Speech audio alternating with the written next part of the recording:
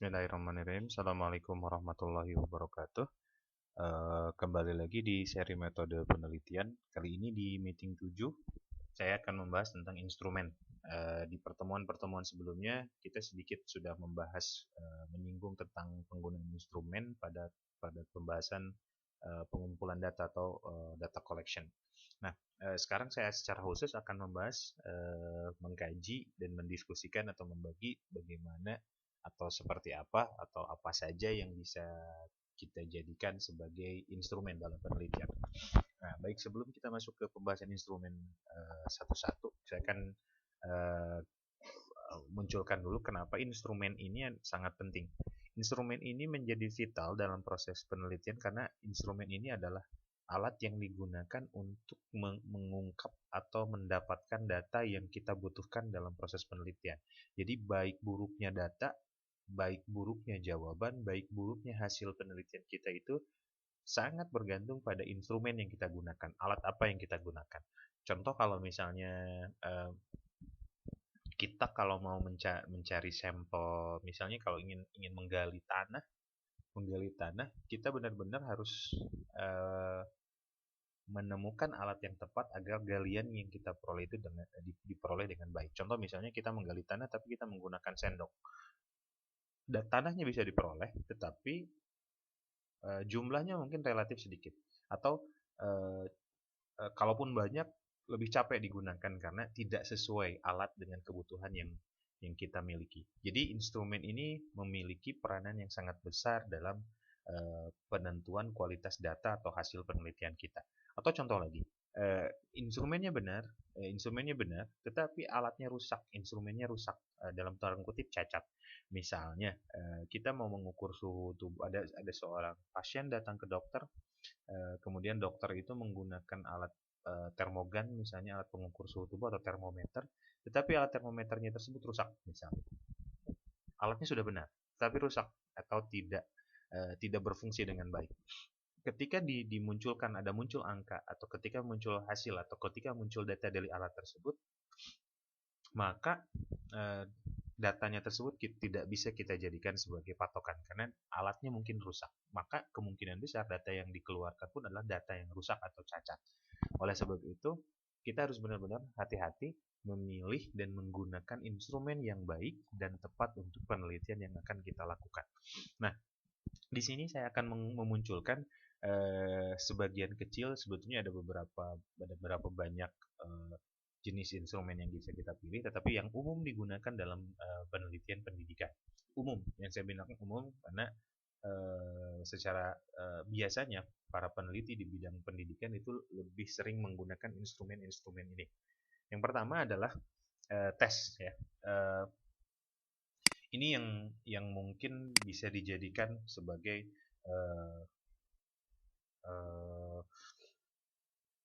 primadona dalam dunia pendidikan karena salah satu komponen penting dalam pendidikan itu adalah evaluasi, dan evaluasi itu tidak bisa lepas dari keberadaan tes. Tes ini adalah merupakan alat atau teknik atau metode yang digunakan atau yang bertujuan untuk mengukur sesuatu. Nah, kata sesuatunya ini bisa mencakup banyak hal. Ingat tadi, tes ini adalah bisa disebut sebuah alat, bisa disebut sebuah metode, bisa disebut sebuah teknik yang ditujukan untuk mengukur sesuatu. Nah, kata sesuatunya, things-nya ini tuh bisa banyak hal ya. Misalnya, apakah mengukur prestasi, atau mengukur bakat, apa mengukur attitude, atau mengukur personality, dan sebagainya. Ini bergantung pada, balik lagi, kebutuhan penelitian kita apa. Jadi kita sudah menentukan alat ukur atau cara pengukuran atau teknik pengukuran yang akan kita gunakan untuk mengetahui atau ukuran tersebut. Nah, dalam dunia pendidikan biasanya ada banyak jenis tes ya, ada banyak jenis tes.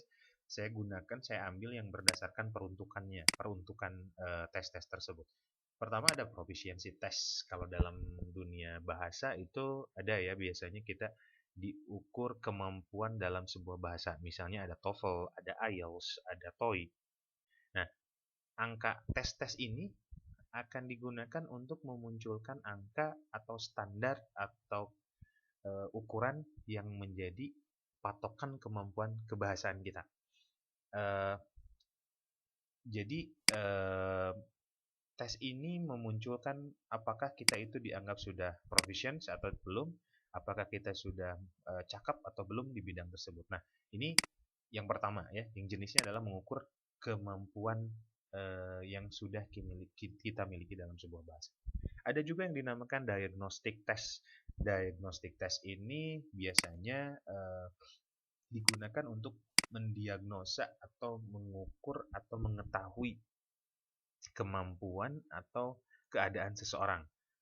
Biasanya itu lebih kalau proficiency itu covernya lebih cakupannya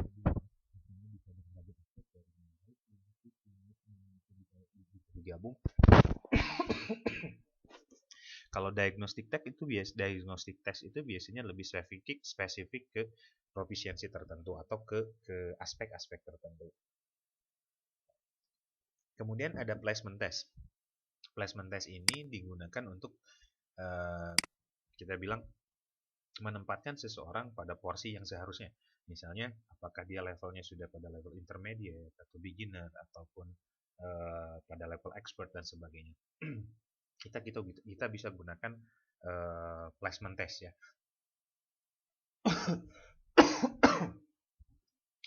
Kemudian ada achievement test. Achievement test ini lebih pada pencapaian seseorang.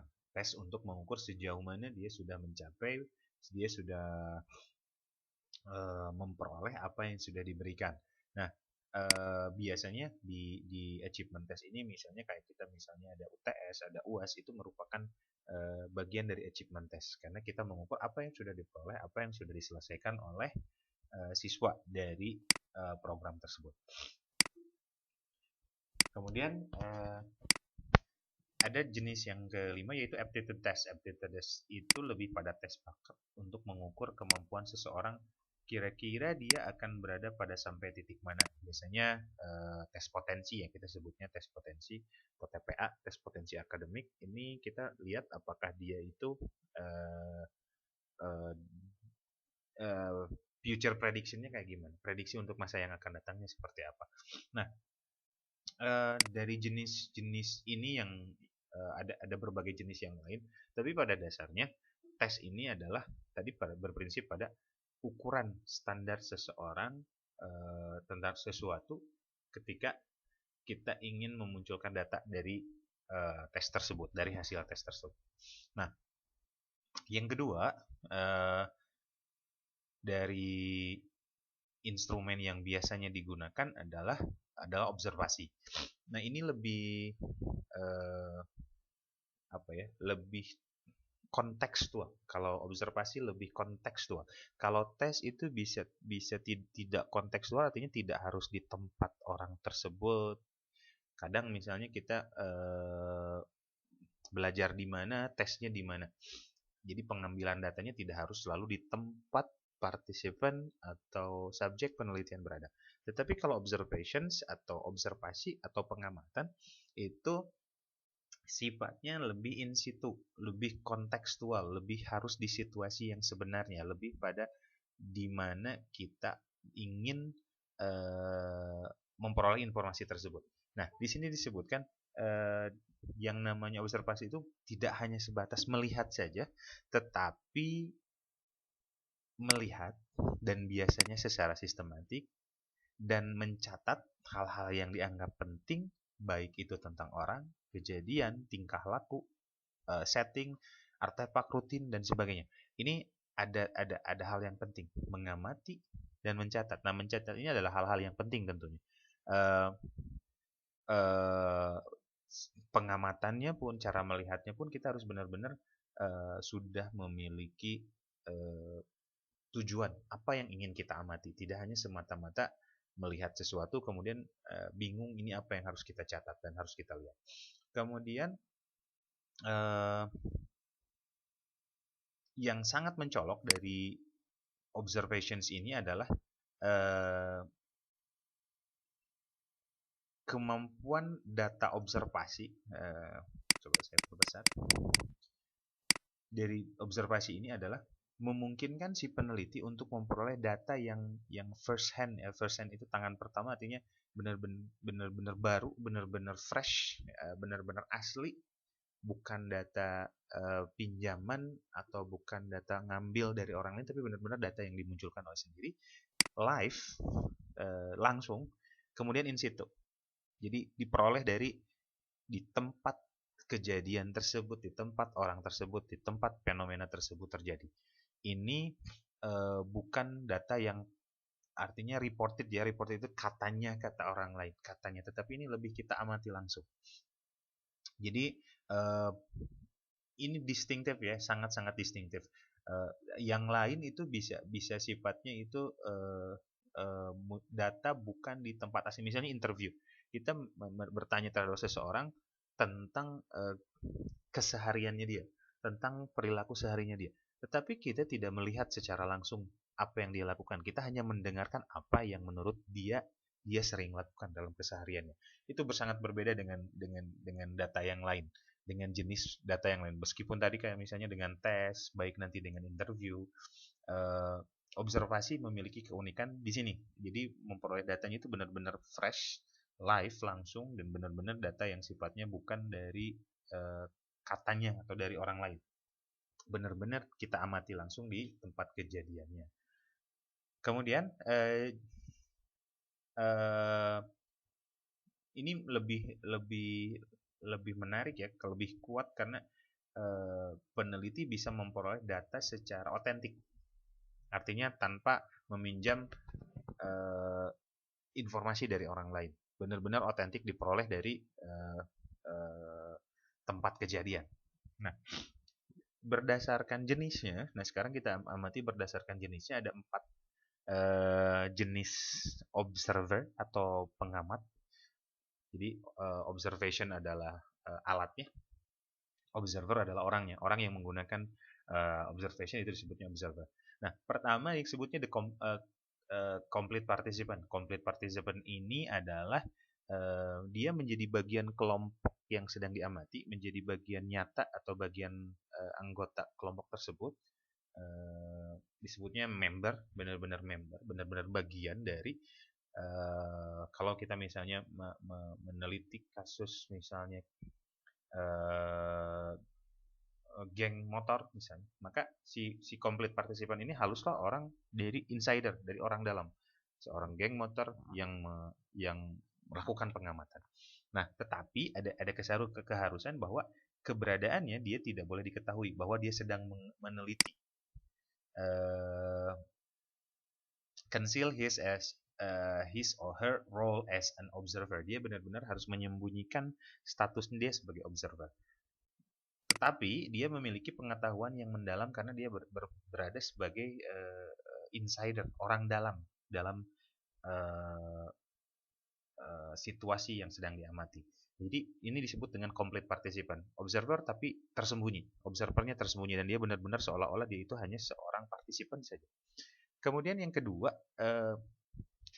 ini bergeser dari yang pertama complete participant. Kalau ini participant as observer, dia itu member of the group, tetapi dia tidak merahasiakan bahwa dia itu adalah seorang observer. Jadi orang-orang di sekitarnya mengetahui bahwa dia sedang mengamati, bahwa dia itu benar-benar sedang melakukan kajian atau penelitian. Jadi kalau yang pertama tadi dia member tetapi menyembunyikan identitasnya sebagai observer, sebagai pengamat. Tetapi di jenis yang kedua, dia adalah member tetapi dia mengumumkan atau membiarkan orang lain tahu bahwa dia adalah seorang pengamat yang sedang mengamati sesuatu. Meskipun sama-sama member, tetapi etikanya berbeda. Etika pertama tadi benar-benar dia tidak memunculkan identitasnya, tapi yang kedua ini memunculkan. Nah, yang ketiga adalah disebutnya observer as participant. Observer as participant. Kalau tadi participant as observer, sekarang observer as a participant, as participant. Ini biasanya benar-benar bukan dari lingkungan yang diamati, tetapi dia ikut campur, mengenalkan diri bahwa dia itu akan mengkaji dan meneliti dan dalam tanda kutip ikut berpartisipasi dalam hal-hal tertentu dalam kegiatan yang dilakukan dalam komunitas tersebut. Jadi bukan member, tapi dia eh, eh, jelas mengidentifikasi bahwa dirinya adalah observer dan terlibat dalam aktivitas-aktivitas tertentu, tapi tidak secara semuanya. Nah, yang yang keempat itu adalah complete observer. Nah, kalau ini benar-benar bukan anggota eh, dan dia itu tidak diketahui sedang mengamati. Contoh paling real itu adalah ketika Anda mengamati di keramaian, mengamati jumlah tingkah laku orang-orang di keramaian stasiun kereta misalnya. Nah, Anda itu bukan bagian dari kelompok tersebut, Anda pun tidak dipedulikan sama orang lain, dan Anda pun tidak harus memperkenalkan bahwa Anda sedang meneliti di sana. Itu disebut dengan the complete observer. Jadi ada 4 jenis, tadi ada the complete participant, kemudian ada participant as observer, dan kemudian ada observer as participant. Nah, empat-empatnya juga ini memiliki kelebihan dan kekurangan masing-masing. Tergantung pada kebutuhan Anda mana yang harus Anda gunakan ketika Anda melakukan observasi. Tapi pada dasarnya untuk observasi ini sebaiknya ada menghasilkan field note ya, catatan lapangan atau ada observation checklist karena ketika observasi kita benar-benar harus menyiapkan apa yang kita anggap penting, yang harus kita soroti dan harus kita catat, yang harus kita siapkan dan harus kita sajikan nanti sebagai data. Ingat, instrumen ini adalah alat untuk memperoleh data. Ketepatan alat akan menghasilkan keakuratan data. Kemudian yang ketiga, jenis instrumen yang umum dan sering digunakan adalah interviews atau wawancara. Nah, ini lebih menonjol daripada yang lain itu pada perlakuan antara peneliti dengan yang ditelitinya, bukan hanya sebatas peneliti dengan subjek penelitian, tapi lebih pada membangun hubungan yang baik antara pewawancara dengan yang diwawancara sehingga menimbulkan trust dari yang diwawancara ketika memperolehkan data. Bahkan di sini ada pernyataan yang menarik bahwa interview itu merupakan sebuah pertukaran gagasan, pendapat atau pandangan antara dua orang dalam satu hal yang sama-sama diminati. Artinya interest dan pengetahuan kedua belah pihak itu saling melengkapi satu sama lain. Jadi benar-benar memperlakukan sebagai human interactions itu interaksi antar manusia itu untuk menghasilkan pengetahuan dan benar-benar menempatkan research itu atau data tersebut benar-benar harus nyata, harus benar-benar bermakna. Jadi interview itu merupakan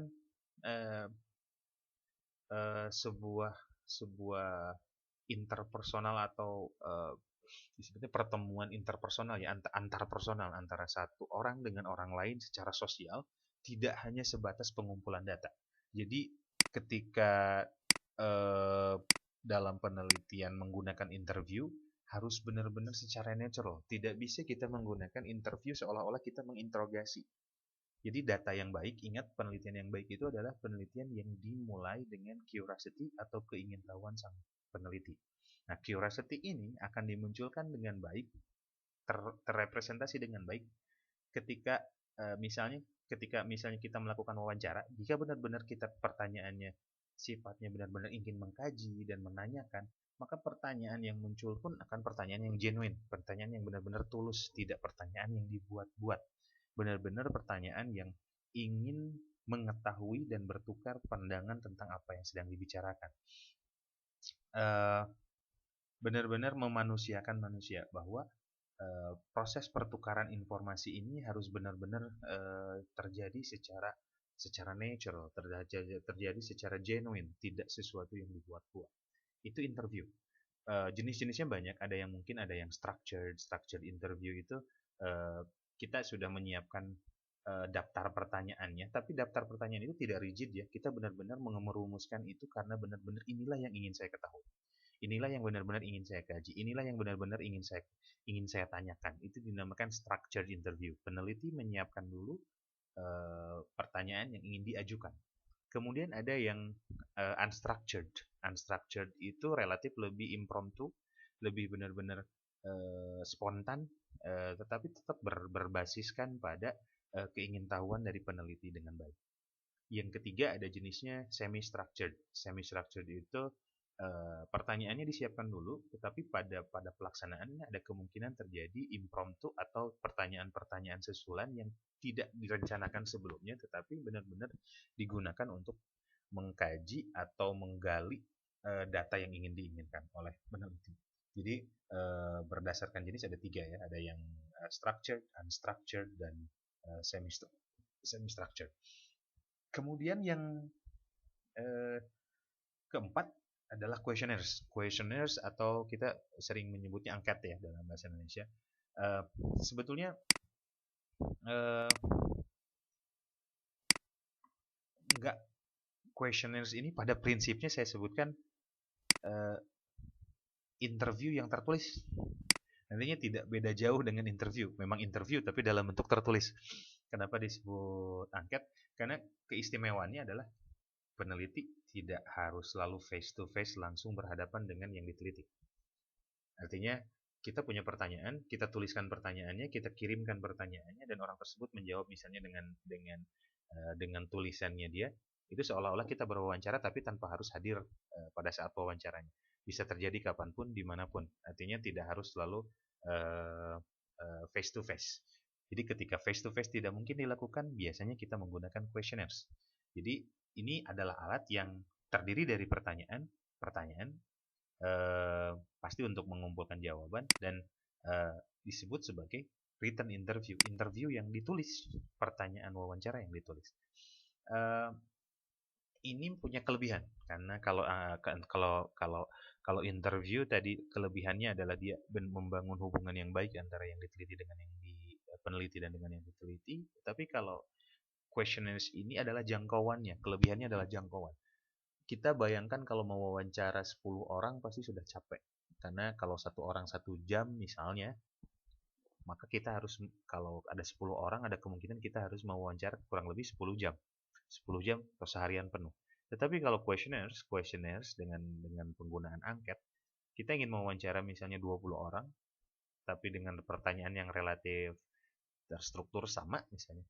Kita bisa menggunakan angket dan kita kirimkan kepada mereka, dan mereka akan menjawab dan kita memperoleh data tersebut dalam waktu misalnya dalam 10 atau misalnya dalam 2 atau 3 jam sudah kembali lagi, tergantung dari respon dan ketersediaan waktu, itu jadi lebih mudah. Nah, jadi kelebihannya adalah jangkauan terhadap jumlah partisipan yang banyak.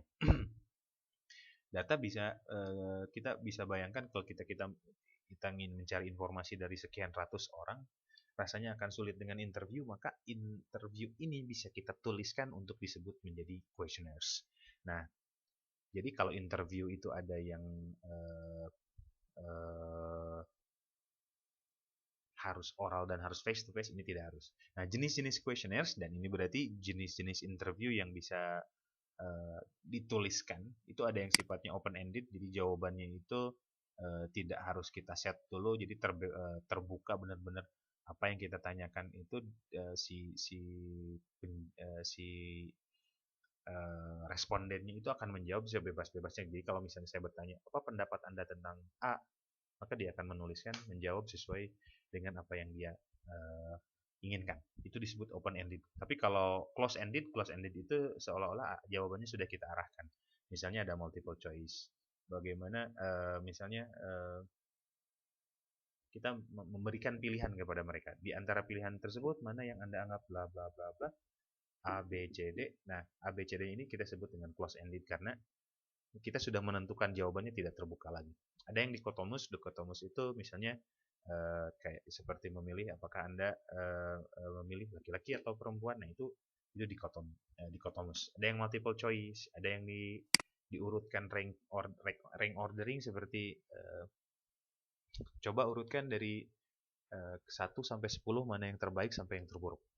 Itu disebutnya rank ordering. Atau ada yang menggunakan constant sum, rating scale, dan multiple questions, dan lain-lain.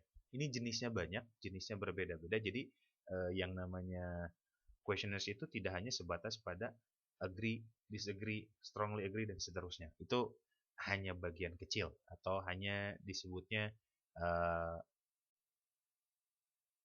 bagian kecil dari questionnaires itu sendiri. Nah,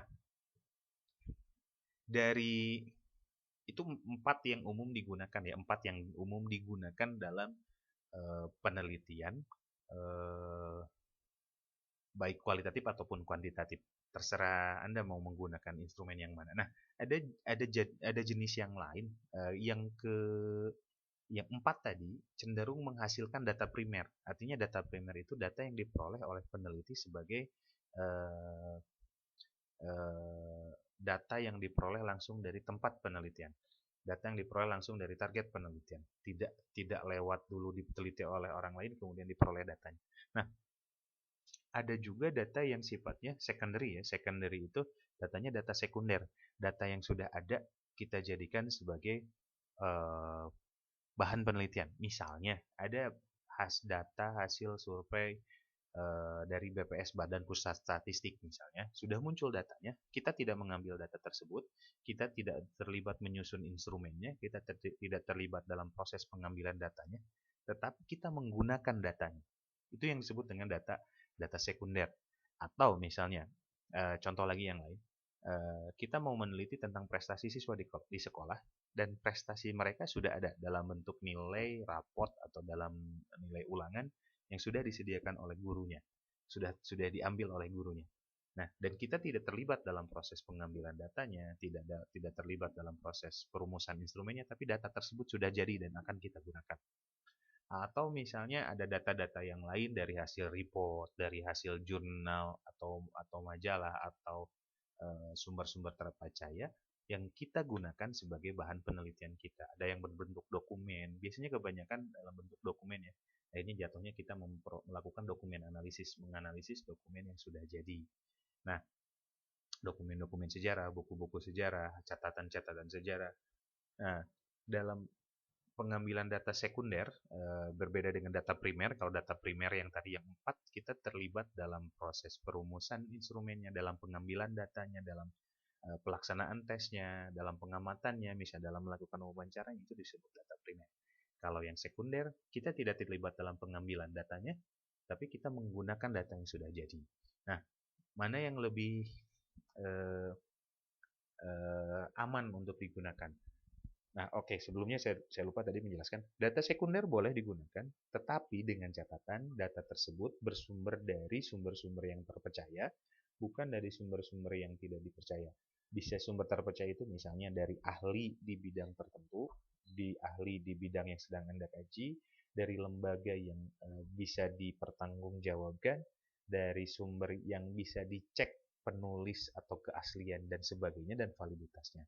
Karena tadi saya sebutkan di awal bahwa instrumen itu akan menentukan pada kualitas data yang kita ambil. Nah, sering ada pertanyaan yang muncul. Berapa banyak instrumen yang harus saya gunakan untuk menjawab penelitian yang saya sedang laksanakan? Sebetulnya pertanyaannya akan kembali lagi pada sejauh mana rasa keingintahuan peneliti untuk mengungkap atau mengkaji data yang ingin diperoleh hasilnya.